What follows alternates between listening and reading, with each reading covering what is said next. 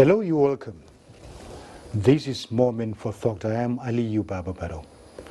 A lot have been said across the Federation, across the global community, perhaps on the corona pandemic, which has affected the life of the individuals, the society, from the community level, and the global village.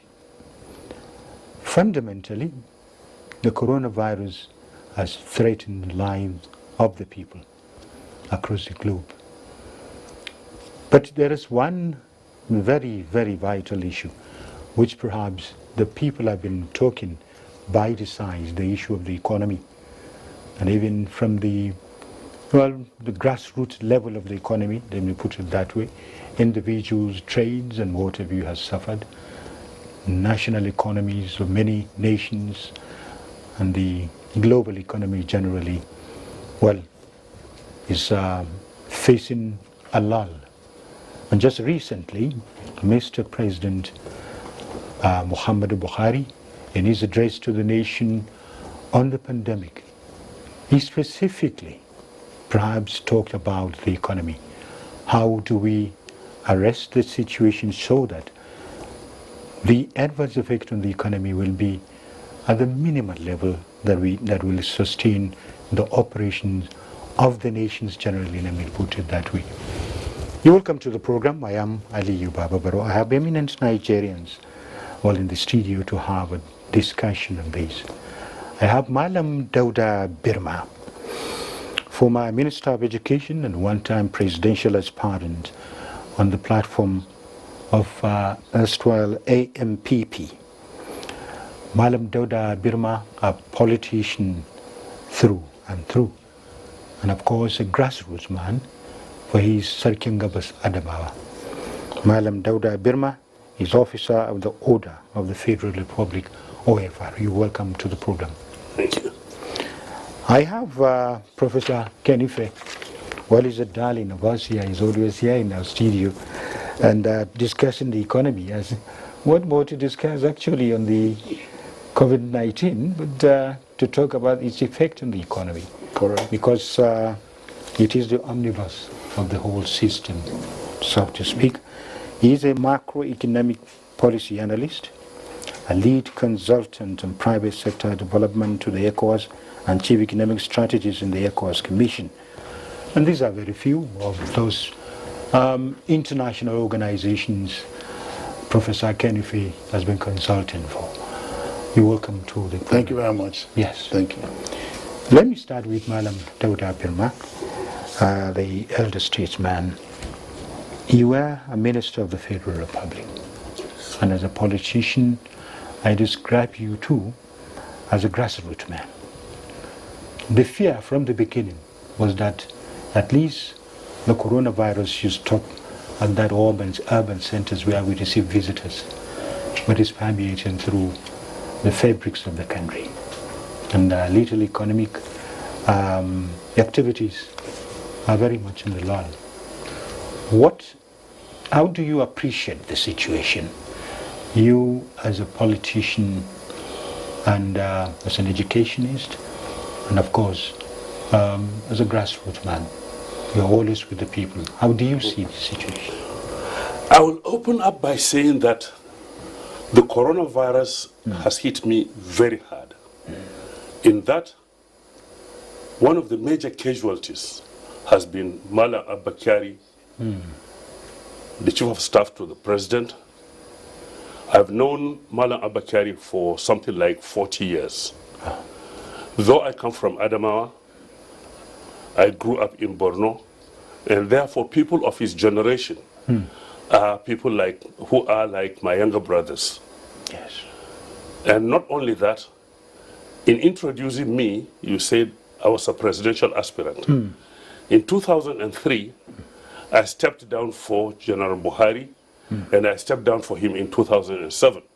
Okay. That is to say, I am intimately associated with his political machinery.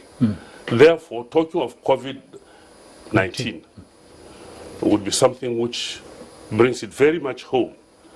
And I would like to open by saying that I send my condolences to the president for this wonderful young man he has lost, and may his soul rest in peace. Now, having said this, you can see that I have personal experience. If it has come that close and hit a person whom we have lost, then I must have been contemplating it from the health point of view, from the educational point of view, and from the political point of view. Now we are talking of COVID-19 and the economy. But as a Minister of Education, I look at what it is doing to education. If you look at your children, they are out of school because of COVID-19. If your lecturers are not going to lecture and your teachers are not going to teach, you have to pay for it eventually by the vacuum you are creating now.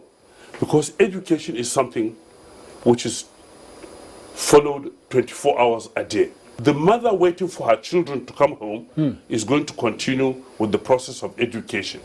You find mothers saying, have you done your homework? Bring your homework, and things like that. And it means when children have left school and have come home, they have to be educated.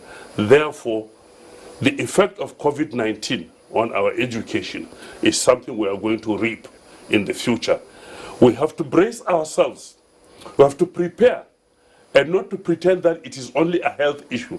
It's an issue which is preventing people from going to school, preventing teachers from meeting their children, preventing lecturers from coming to lecture, and it's something which has enforced social distance, and you cannot teach people or influence people educationally by standing 10 feet, 20 feet, 30 feet away from them. Yes. There is a degree of intimacy in the imparting of education or in the absorption of education.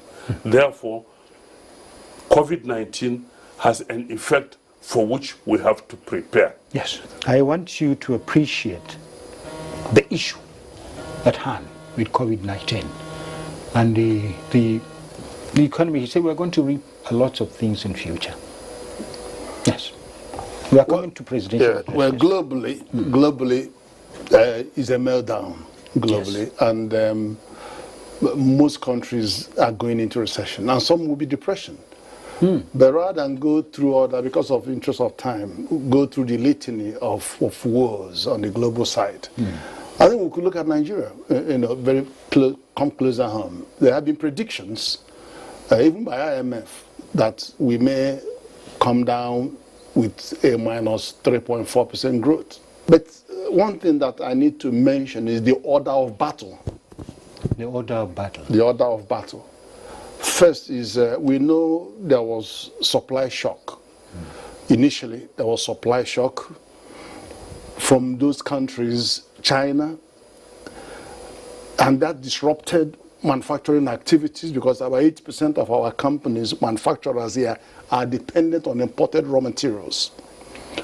And the worst part actually is the pharmaceutical industry imports virtually all the active pharmaceutical ingredients that they use. So that is water that they add or starch or thing to compound the tablets and stuff. But it got worse.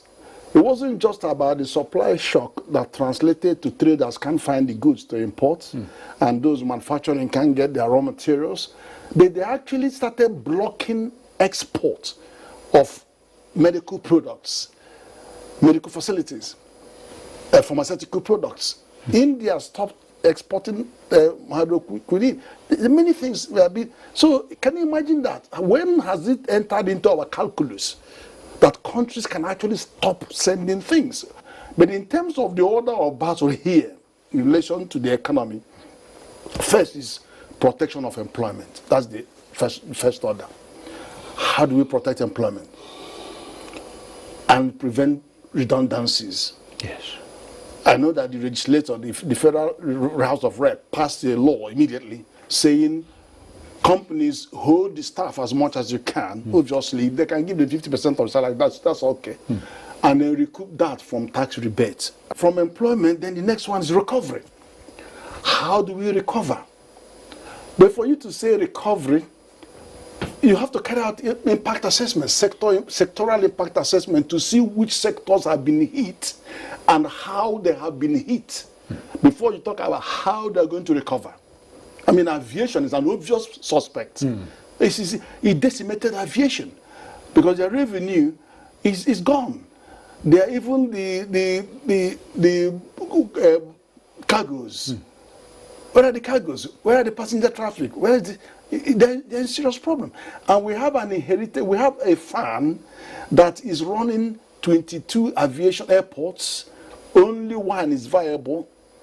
That is Lagos. Lagos carries 58% of the revenue and cross-subsidizes the remaining 21. Only Abuja breaks just even.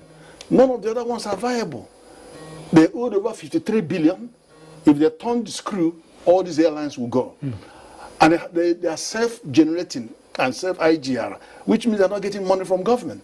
So that is problem. Then the third order of battle is, after recovery, you come to growth.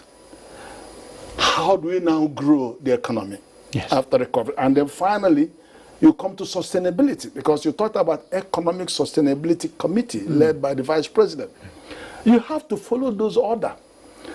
In that order. And if we have time, we can unpack. Yes, we well, you know, the issue is multifaceted kind of. Let's go to what Mr. President said. He said, as a result of this pandemic, the world as we know it has changed. The way we interact with each other, conduct our businesses and trade, the way we earn our livelihood will be different, which you've just expounded. To ensure our economy adapts to this new reality, I am directing the Ministers of Industry, Trade and Investment, Communication and Digital Economy, Science and Technology, Transportation, Aviation, Interior, Health, Works and Housing, Labor and Employment, and Education to jointly develop a comprehensive policy for a Nigerian economy functioning with COVID-19. You've heard what Mr. President said, yes. The crux of the matter is that we are faced with a challenge we have never faced in our lives. The bottom line is that it is an issue of education. Now, he's mentioned the blackmail element of people not supplying us with drugs, not supplying us with chemicals, not supplying us with raw materials for this. These all go down to education. If we have educated ourselves enough to delve into the raw materials that we have, I do not believe China can point a finger at us when it comes to rudimentary materials required for the sustenance of our health system. But have we invested? Let us ask ourselves, in the last 10 years, how much have we invested in education? If we have not invested in education, it does not look after itself. It's not something you wait for when it's sunset, education is closed. When it's sunrise, education is open.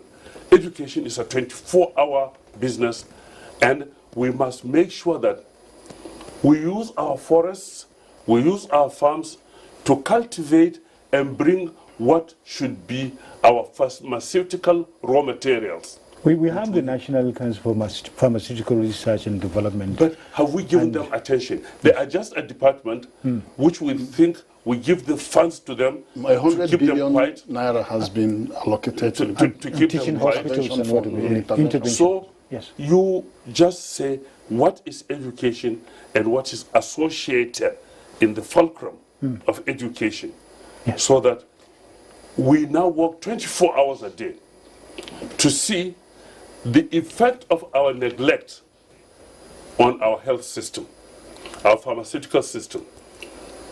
About 20 years ago, 25 years ago, I had the privilege of going to Bulgaria to see some of our students who went there to study pharmacology. And they told me, on a 4-year program to study pharmacology, They are in the classroom, they were in the classroom only for 3 years. In the 4th year, they were given jeans, t-shirts, and various implements, and they would go out into the bush. It would be them now who would scout for the pharmaceutical raw materials.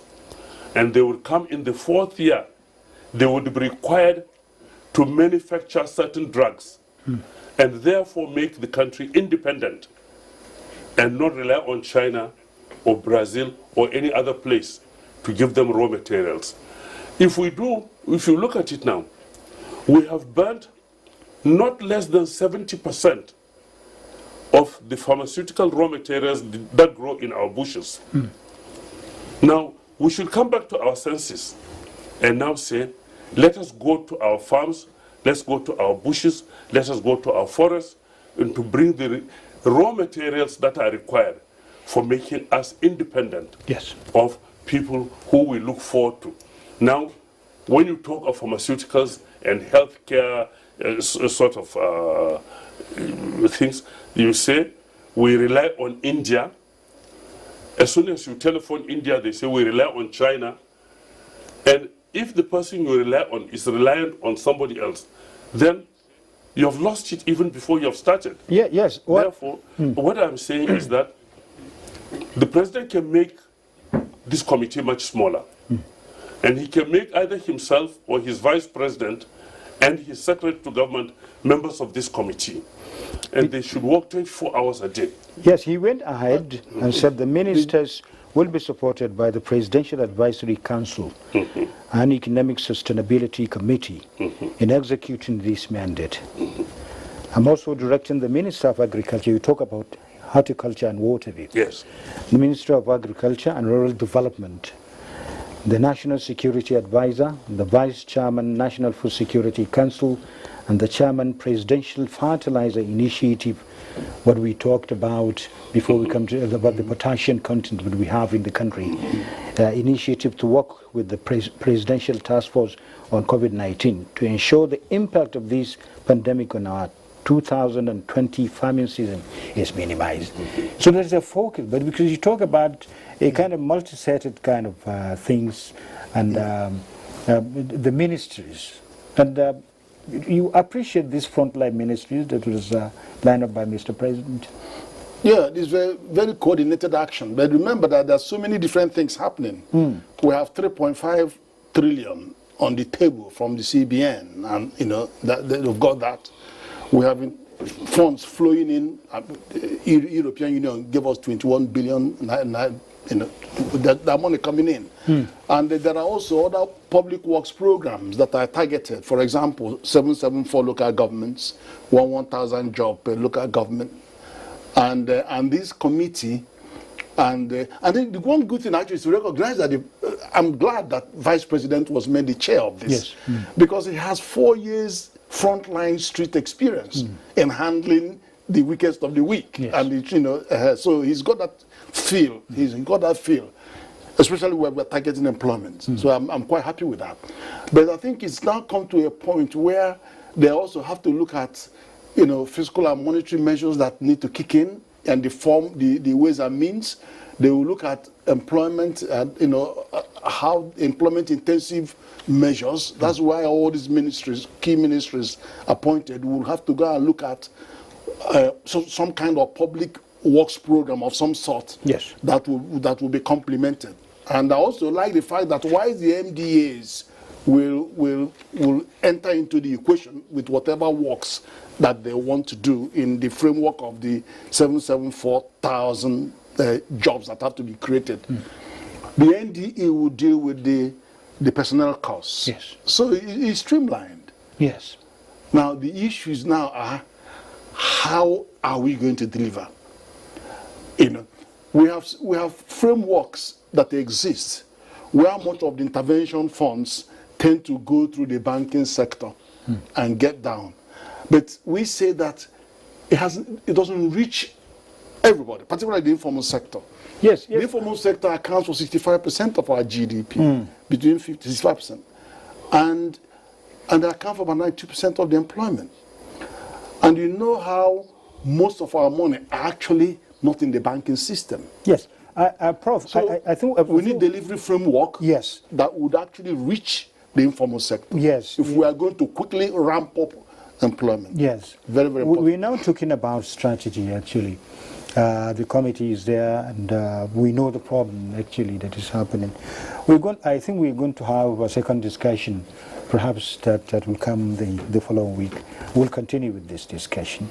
Thank you, Malam Doda Birma, for coming. We'll continue with the discussion so that we have a panel here, and you chip in one or two things that could be streamlined so that we attained do we say the promised land, to reach the promised land towards really making Nigeria stabilize economically.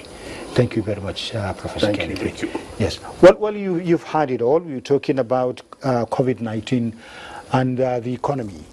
What do we need to do as a nation? Which, Mr. President, as they say, you show the light and people will find the way.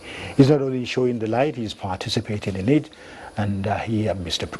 Vice President, and all the ministerial committees and what have you.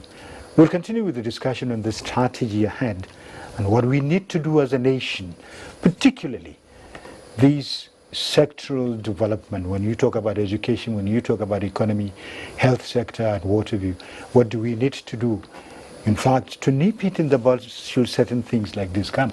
The world itself is like life, is dynamic. We'll be back again. I am Aliyu Babaru. Thank you very much. Goodbye.